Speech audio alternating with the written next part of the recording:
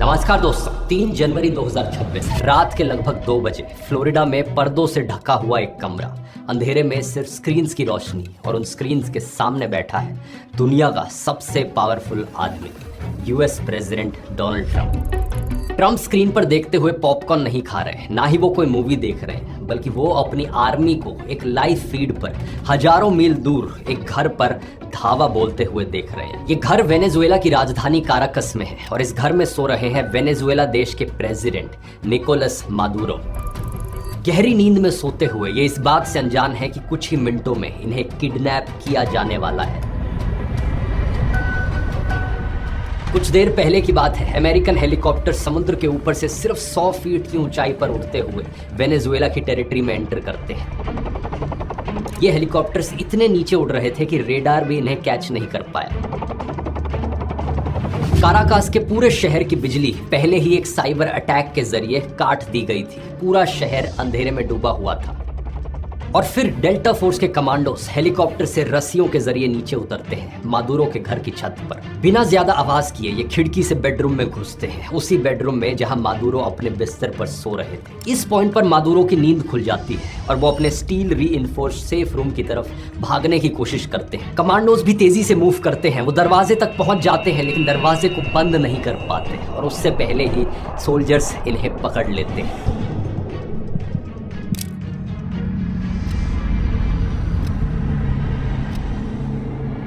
सिर्फ 5 मिनट के अंदर अंदर देश के प्रेसिडेंट अमेरिकन फोर्सेस के कब्जे में आ गए थे। डोनाल्ड ट्रंप बाद में फॉक्स न्यूज पर कहते हैं, it was just like watching television. You would have seen what happened. I mean, I watched it literally like I was watching a television show.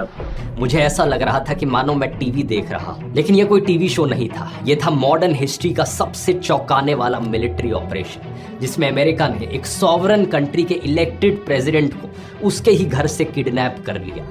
Late last night and early today, at my direction, conducted an extraordinary military operation to bring outlaw dictator Nicolas Maduro to justice. अगले दिन सुबह जब ये खबर news channels पर आती है तो पूरी दुनिया दंग रह जाती है। Venezuela's long-time president is out of power. In a midnight operation called Absolute Resolve, the US arrested Nicolas Maduro from the heart of Caracas. सबके मन में 2 सवाल उठते हैं। पहला, अमेरिका ने आखिर ऐसा किया क्यों? और दूसरा, क्या इतना ही आसान है अमेरिका के लिए किसी दूसरे देश के प्रेसिडेंट या प्राइम मिनिस्टर को किडनैप कर लेना? अगर हाँ, तो इंटरनेशनल ऑर्डर का क्या होगा? क्या दुनिया के बाकी सभी देशों को अब से इसी डर में जीते रहना पड़ेगा?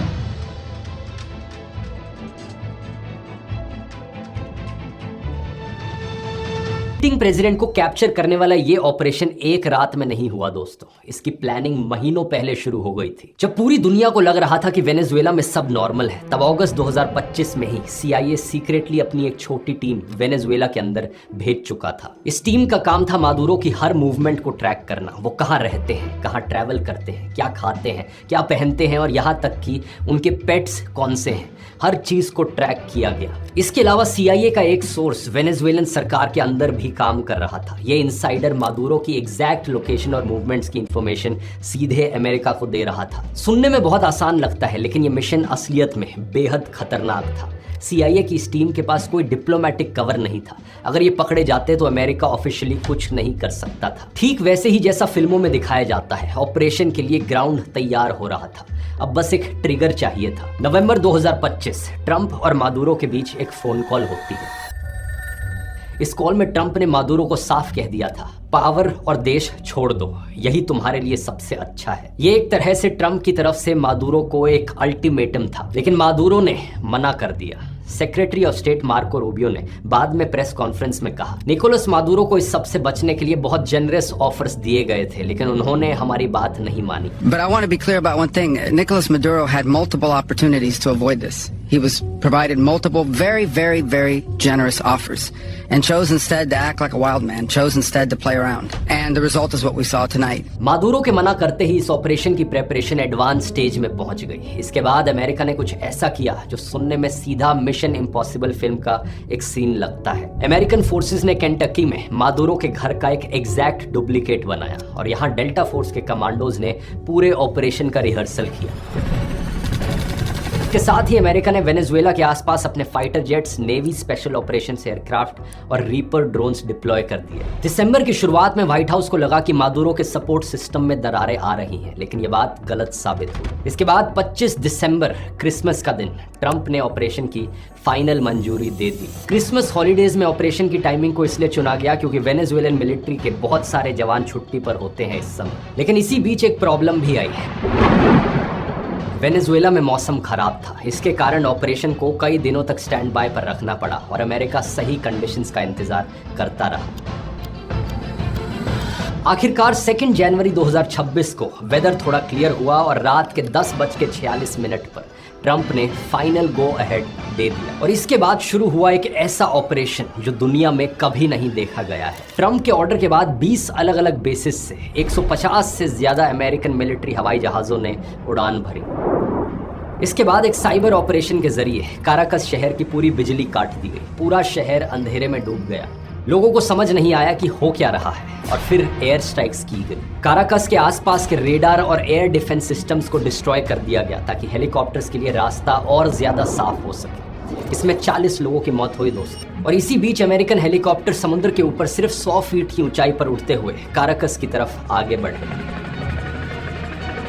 रात के 2:01 ये हेलीकॉप्टर्स मादुरो के कंपाउंड पर पहुंचे, लेकिन जैसे ही ये पहुंचे इन पर फायरिंग होने लग गई। एक हेलीकॉप्टर हिट हुआ लेकिन उड़ता रहा। इसी बीच डेल्टा फोर्स के कमांडोज एक धमाके के साथ बिल्डिंग में अंदर घुसे और 3 मिनट के अंदर अंदर मादुरो की लोकेशन तक पहुंच गए। इस वक्त मादुरो अपनी बीवी सिलिया फ्लोरेस के साथ सो रहे थे। कमांडोज को देखकर वो अपने स्टील रीइंफोर्स्ड सेफ रूम की तरफ भागे, लेकिन सोल्जर्स ने उन्हें पहले ही पकड़ लिया। बिल्डिंग में घुसने के सिर्फ 5 मिनट के अंदर अंदर मादुरो डेल्टा फोर्स के कब्जे में थे। यहाँ से उन्हें हेलीकॉप्टर के जरिए USS आइवो जीमा पर ले जाया गया। वहां से उन्हें क्यूबा में US के ग्वांतानामो बे मिलिट्री बेस पर ले जाया गया और फिर एक प्लेन के जरिए सैटरडे शाम को मादुरो को न्यूयॉर्क के Stewart air national guard base पर ले जाया गया। मादुरो की ये फोटोज बाद में पब्लिकली रिलीज की गई। एक दूसरे देश का प्रेसिडेंट चेन्स में अमेरिकन मिट्टी पर था, लेकिन सवाल ये था कि आखिर अमेरिका ने ऐसा किया क्यों। ट्रंप सपोर्टर्स कहते हैं कि मादुरो एक डिक्टेटर था, इसलिए डेमोक्रेसी लाने के लिए ये किया गया, ह्यूमन राइट्स के लिए ये किया गया।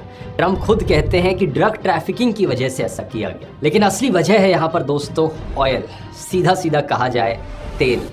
Oil, Venezuelan oil. We would have taken it up. So we have the greatest oil companies in the world. They took all of our oil. इस ग्राफ को देखिए, वेनेजुएला के पास दुनिया में सबसे ज्यादा क्रूड ऑयल के प्रूवन रिजर्व्स हैं। 303 बिलियन बैरल्स ऑफ ऑयल। ये सऊदी अरेबिया, ईरान और यहाँ तक कि खुद अमेरिका जैसे किसी भी बड़े ऑयल प्रोड्यूसिंग देश से ज्यादा है। When I left, Venezuela was ready to collapse. We would have taken it up. We would have gotten all that oil. It would have been right next door. But now we're buying oil from Venezuela. लेकिन इसका इतिहास ज्यादा पुराना नहीं है। साल 1922 की बात है जब वेनेजुएला में ऑयल मिला था और 1929 तक वेनेजुएला दुनिया का दूसरा सबसे बड़ा ऑयल प्रोड्यूसर बन गया था। इसके बाद अमेरिकन ऑयल कंपनीज बड़े पैमाने पर वेनेजुएला में ऑपरेट करने लगी। सबको वेनेजुएला का ऑयल चाहिए था क्योंकि वेनेजुएला का ऑयल थोड़ा सा अलग है। ये काफी भारी और सावर होता है बाकियों के कंपैरिजन में, जिससे डीजल, एसफॉल्ट और फैक्ट्रीज के लिए फ्यूल बनता है। जबकि अमेरिका का जो खुद का अपना क्रूड ऑयल है उसे लाइट और स्वीट कहा जाता है, जो सिर्फ पेट्रोल बनाने के काम आता है। साल 1970s तक आते आते अमेरिका की ज्यादातर रिफाइनरी स्पेशली वेनेजुएलन ऑयल के लिए बनाई गई थी। फिर 1976 में वेनेजुएला ने अपनी खुद की ऑयल कंपनी PDVSA बनाई। इस वक्त तक अमेरिका को वेनेजुएला से कोई प्रॉब्लम नहीं थी, यहाँ तक 1963 में प्रेसिडेंट जॉन F कैनेडी ने वेनेजुएलन प्रेसिडेंट को America's best friend in South America तक कहा था। प्रॉब्लम तब शुरू हुई जब साल 1999 में ह्यूगो चावेज वेनेजुएला के प्रेसिडेंट बने और 2000s में उन्होंने अपनी ऑयल इंडस्ट्री को नेशनलाइज कर दिया। साल 2001 में उन्होंने ऑर्गेनिक हाइड्रोकार्बन्स लॉ पास किया। इस लॉ ने वेनेजुएला के सारे ऑयल और गैस रिजर्व्स पर स्टेट ओनरशिप डिक्लेयर कर दी, जिससे यहाँ पर अमेरिकन कंपनीज के ऑपरेशन बंद हो गए। Arreglémoslo nosotros mismos, colombianos, venezolanos, ecuatorianos, sentados en paz y como hermanos que lo somos. अब समझने वाली बात यह है दोस्तों कि अमेरिका में सरकारें अक्सर बिलियनियर्स के इशारे पर चलती हैं। इन कंपनीज ने प्रेसिडेंट जॉर्ज बुश पर प्रेशर डाला कि चावेज के खिलाफ action low. The Bush administration made it clear it is happy with a change in leadership in the country responsible for 15% of America's oil imports. इसके बाद साल 2002 में अमेरिका ने वेनेजुएला में कू इंजीनियर करने की कोशिश की, सत्ता पलट करने की कोशिश की, लेकिन ये कू फेल रहा। अब कायदे से देखा जाए तो वेनेजुएला एक सॉवरन इंडिपेंडेंट कंट्री है। अगर उनके लीडर्स और उनकी सरकार फैसला करती है कि हमारे देश के ऑयल को नेशनलाइज कर दो, अमेरिकन ऑयल कंपनीज को यहाँ पर मत आने दो, तो ये उनकी मर्जी है। लेकिन कॉर्पोरेट्स के हाथों कठपुतली बनी अमेरिकन सरकार को ये चीज बर्दाश्त नहीं हुई। साल 2005 में अमेरिका ने इसलिए वेनेजुएला पर सैंक्शंस लगा दिए, जो अभी तक लगे हुए हैं। 2013 में चावेज की डेथ होती है, जिसके बाद मादुरो सत्ता में आते हैं और 2019 में ट्रंप की पहली टर्म में ये जो वेनेजुएला की खुद की नेशनल ऑयल कंपनी है PDVSA, इसके सारे क्रूड एक्सपोर्ट्स ब्लॉक कर दिए गए थे। अमेरिका ने बाकी देशों पर प्रेशर डाला कि वेनेजुएला से ऑयल मत खरीदो। आज वेनेजुएला सिर्फ 1 million barrels per day produce करता है, जो ग्लोबल प्रोडक्शन का सिर्फ 0.8% है। लेकिन असली बात यह है कि वेनेजुएला के पास अभी भी 303 बिलियन बैरल्स के प्रूवन रिजर्व्स हैं, जो दुनिया के टोटल रिजर्व्स का 1/5 है। इस चीज का सबसे बड़ा सबूत कि ट्रंप ने ये सब ऑयल के लिए किया, ये उनकी खुद की बातों में है, क्योंकि ऑपरेशन के अगले ही दिन जानते हो ट्रंप ने क्या कहा? It was the greatest theft in the history of America. They took oil away from us. Nobody has ever stolen our property like they have. They took our oil away from us. उन्होंने इस चीज को चोरी कहा कि Venezuela American oil companies को तेल नहीं लेने दे रहा, ये चोरी है। अनाउंस करते हैं ट्रंप इसके बाद कि अमेरिकन ऑयल कंपनीज वेनेजुएला जाएंगी, बिलियंस इन्वेस्ट करेंगी और इंफ्रास्ट्रक्चर को रीबिल्ड करेंगी। And the oil companies are going to go in and rebuild their system. They're going to spend billions of dollars. अब कोई जरा इनसे पूछो ये चोरी कैसे हुई? वेनेजुएला का ऑयल तो वेनेजुएला का था ना, उन्होंने अपने रिसोर्सेज पर कंट्रोल लिया, तो ये चोरी कैसे हुई? असल में ट्रंप को पता है कि अमेरिकन रिफाइनरीज को वेनेजुएलन हैवी क्रूड चाहिए। चाइना अभी वेनेजुएला का 68% ऑयल खरीद रहा है और ये अमेरिका को बर्दाश्त नहीं हो रहा है। अब दूसरी तरफ ट्रंप ने जो ऑफिशियल जस्टिफिकेशन दी मादुरो को इस तरीके से पकड़ने की, वो है ड्रग ट्रैफिकिंग। मादुरो और उनकी वाइफ सिलिया फ्लोरेस को सदर्न डिस्ट्रिक्ट ऑफ न्यूयॉर्क में इंडाइक्ट किया गया है। उनके खिलाफ चार्जेस में narco terrorism conspiracy, cocaine importation conspiracy और वेपन्स चार्जेस शामिल हैं। ऑफिशियली जो केस मादुरो पर लगाया जा रहा है वो ये है कि 1999 से Maduro international drug trafficking organisations के साथ मिलकर अमेरिका में ड्रग्स स्मगल कर रहे थे। ये सुनने में बहुत सीरियस एलिगेशन लगता है, लेकिन जब आप फैक्ट्स देखोगे तो ये पूरी कहानी बदल जाती है। एक्सपर्ट्स के मुताबिक वेनेजुएला कोई मेजर ड्रग प्रोड्यूसर है ही नहीं, ये एक माइनर कोकेन ट्रांजिट कंट्री है। और सबसे बड़ी बात यह है कि जो कोकेन वेनेजुएला से होते हुए गुजरता है वो ज्यादातर यूरोप में जाता है, अमेरिका में नहीं। न्यूयॉर्क टाइम्स की रिपोर्ट के मुताबिक अमेरिका जाने वाला ज्यादातर कोकेन कोलंबिया, ग्वाटेमाला, मेक्सिको होते हुए पैसिफिक रूट से आता है और वेनेजुएला की पैसिफिक कोस्ट है ही नहीं।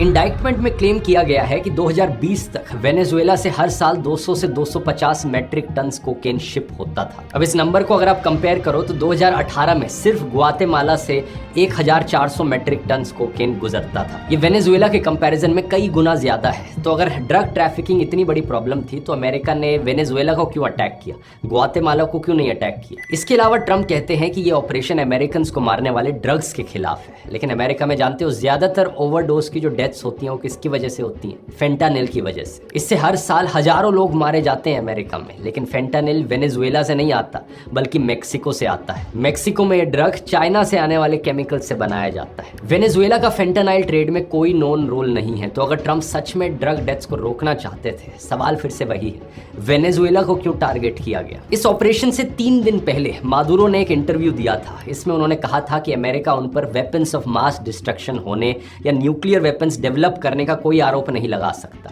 इसलिए उसने ड्रग्स का झूठा आरोप इन्वेंट कर दिया। असल में मादुरो इराक वॉर की तरफ इशारा कर रहे थे। साल 2003 में जब अमेरिका ने इराक पर हमला किया तो बहाना दिया गया कि इराक के पास न्यूक्लियर वेपन्स है, वेपन्स ऑफ मास डिस्ट्रक्शन है, इसलिए ये हमला जरूरी है। Weapons of mass destruction. Saddam Hussein and his sons must leave Iraq within 48 hours. लेकिन सच बात ये थी कि इराक के पास कभी ये न्यूक्लियर हथियार थे ही नहीं और इस वॉर में लाखों लोग मारे गए।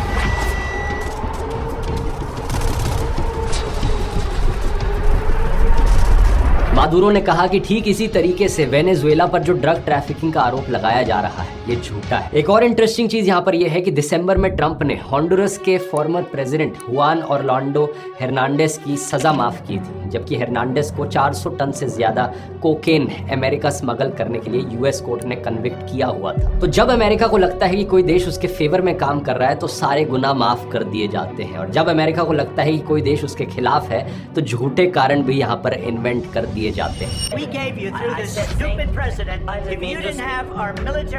2003 में जब इराक को इन्वेड किया गया था उसके पीछे भी असली वजह ऑयल को ही बताया जाता है। अब जैसे ही ऑपरेशन की खबर फैली दोस्तों, दुनिया भर से रिएक्शंस आने शुरू हो गए। Brazil, Chile, Colombia, Mexico, Spain और उरुग्वे इन सब ने एक जॉइंट स्टेटमेंट दी कि ये रूल्स बेस्ड इंटरनेशनल ऑर्डर के लिए बहुत ही डेंजरस प्रेसिडेंट है। यूनाइटेड नेशंस के सेक्रेटरी जनरल एंटोनियो गुटेरेस ने कहा कि ट्रंप के एक्शंस यूनाइटेड नेशंस चार्टर का वायलेशन है। नॉर्वे, चाइना, रशिया और स्लोवाकिया के देशों ने भी इसे साफ शब्दों में कंडेम किया है। बहुत से लोगों ने अमेरिका के इस ऑपरेशन को न्यू एज कॉलोनियलिज्म भी कहा है। अब खुद ही सोच कर देखो दोस्तों, अगर ये कॉलोनियलिज्म नहीं तो और क्या है? किसी दूसरे देश को इन्वेड करना और उनके रिसोर्सेज पर अपना कब्जा जमाना। हैरानी की बात यह है कि ट्रंप को इसमें कुछ भी गलत नहीं लगता। ट्रंप ने नए टारगेट्स भी अनाउंस करने शुरू कर दिए हैं। Cuba is ready to fall. And India also is falling. Mexico has to get their act together. We need Greenland.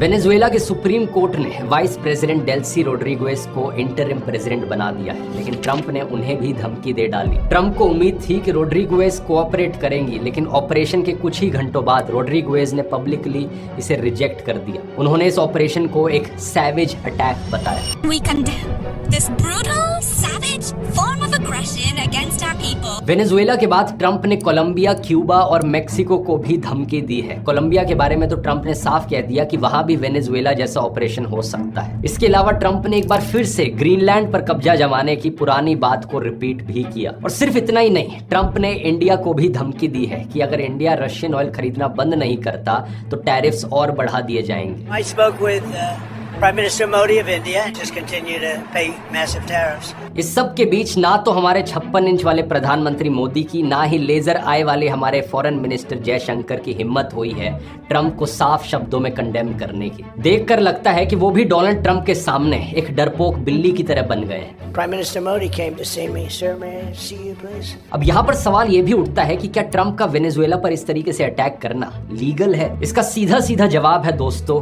नहीं। इंटरनेशनल रूल्स को वायलेट करना तो छोड़ ही दो आप, ट्रंप ने सबसे पहले अपने ही देश के कानून को नजरअंदाज कर दिया है। अमेरिकन कॉन्स्टिट्यूशन के मुताबिक किसी भी वॉर के लिए कांग्रेस की मंजूरी जरूरी होती है। कोई भी प्रेसिडेंट खुद से ये फैसला नहीं ले सकता, और अमेरिका में कांग्रेस का मतलब है अमेरिकन पार्लियामेंट। जॉर्ज बुश ने जब इराक पर वॉर डिक्लेयर करी थी, सबसे पहले कांग्रेस में उसका अप्रूवल लिया गया था, लेकिन ट्रंप ने ऐसा कुछ भी नहीं किया। ट्रंप ने बिना कांग्रेस से पूछे ये सब कर दिया। इस बात पर अब धीरे धीरे अमेरिका के लॉ मेकर्स ही ट्रंप को इम्पीच करने की मांग भी कर रहे हैं। सबसे इंटरेस्टिंग बात यह है कि खुद ट्रंप एडमिनिस्ट्रेशन के लोगों ने पहले ही कहा था कि ये इलीगल है। नवंबर में White House chief of staff Susie Wiles ने कहा था कि अगर लैंड पर मिलिट्री एक्शन करना है तो कांग्रेस की अप्रूवल चाहिए होगी। अब ये ट्रंप सरकार बहाना दे रही है कि ये तो कोई वॉर नहीं है, ये तो बस लॉ एनफोर्समेंट फंक्शन है। मादुरो एक इंडाइक्टेड ड्रग ट्रैफिकर है, इसलिए उसे पकड़ना था। लेकिन सवाल यह है कि एक ड्रग ट्रैफिकर को पकड़ने के लिए यहाँ पर 150 हवाई जहाजों की जरूरत पड़े, एयर स्ट्राइक्स करनी पड़े जिनमें 40 लोग मर जाए, पूरे शहर पर साइबर अटैक करना पड़े पूरे शहर की बिजली काटने के लिए। क्या ये सब सिर्फ लॉ एनफोर्समेंट है? यूनाइटेड नेशंस चार्टर का आर्टिकल 2(4) साफ कहता है कि कोई भी देश दूसरे देश के खिलाफ मिलिट्री फोर्स यूज नहीं कर सकता। हर देश की सॉवरेनिटी की रिस्पेक्ट करना जरूरी है, और ट्रंप ने इसे सीधे तौर पर वायलेट किया है। इसलिए यूनाइटेड नेशंस का सिक्योरिटी काउंसिल अमेरिका पर सैंक्शंस लगा सकता है, लेकिन दिक्कत यह है कि इस सिक्योरिटी काउंसिल में अमेरिका के पास खुद वीटोइंग की पावर है, तो खुद अमेरिका के लिए यहाँ पर कोई अकाउंटेबिलिटी नहीं है। ट्रंप जैसे लोगों को लगता है कि दुनिया में रूल्स सिर्फ उन देशों के लिए हैं जो कमजोर हैं, बाकी ये लोग जिनके पास ताकत है वो अपनी मन मर्जी चला सकते हैं। इनको लगता है कि अगर आप दुनिया की सबसे बड़ी मिलिट्री हो और कानून आप बनाते हो तो फॉलो करो ना करो ये आपकी मर्जी।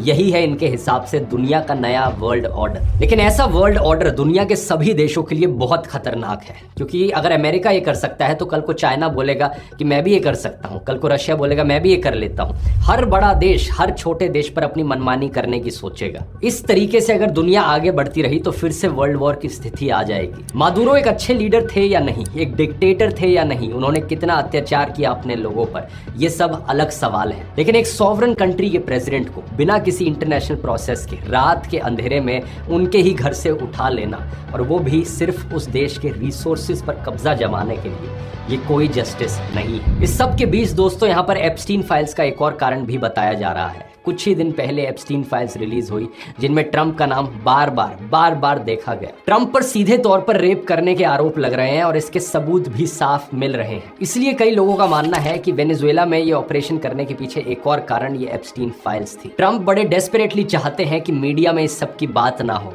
उनके ऊपर जो रेप के आरोप लग रहे हैं उस सब की बात ना हो, और किसी ना किसी तरीके से लोगों का ध्यान भटकाया